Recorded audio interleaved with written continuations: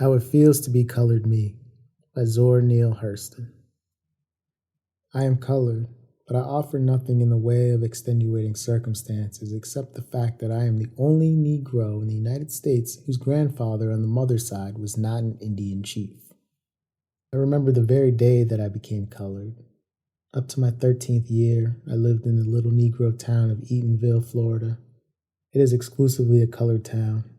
The only white people I knew passed through the town going to or coming from Orlando. The native whites rode dusty horses.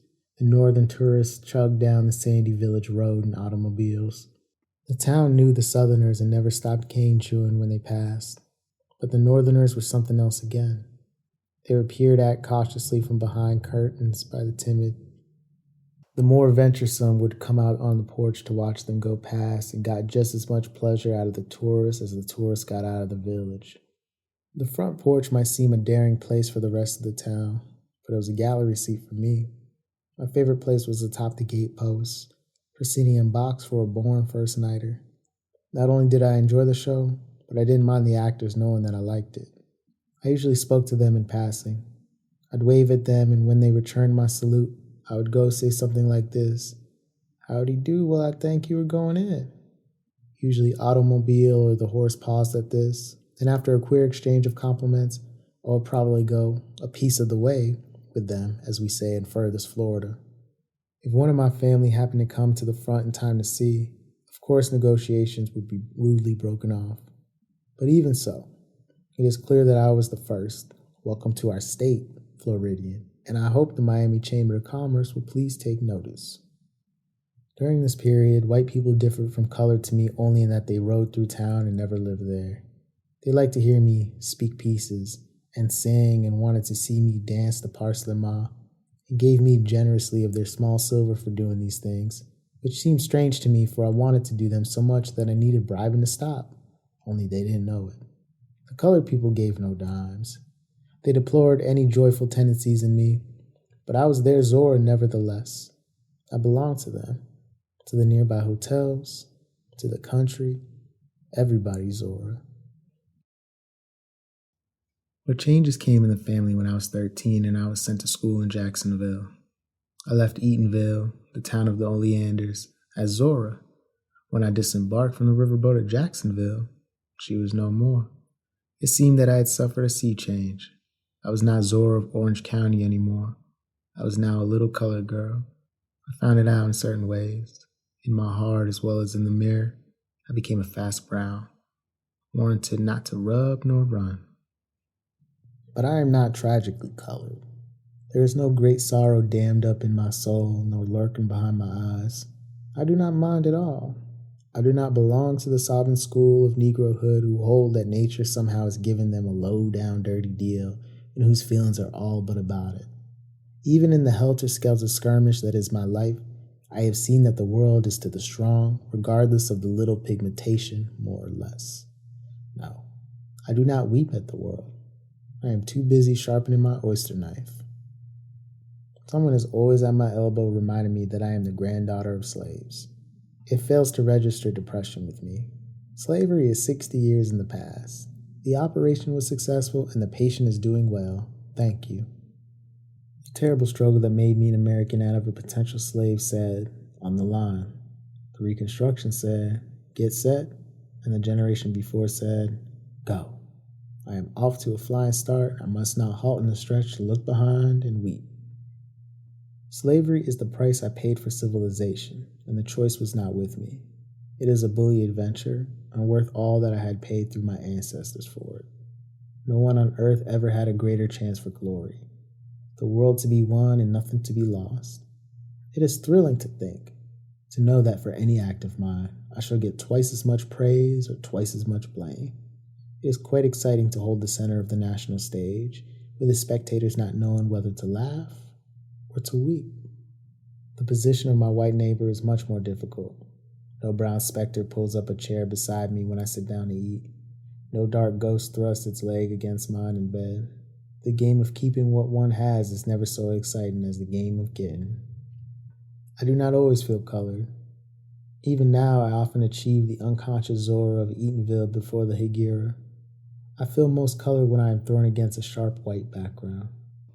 For instance, at Bernard, besides the water of the Hudson, I feel my race. Among the 1,000 white persons, I am a dark rock surged upon and overswept, but through it all, I remain myself.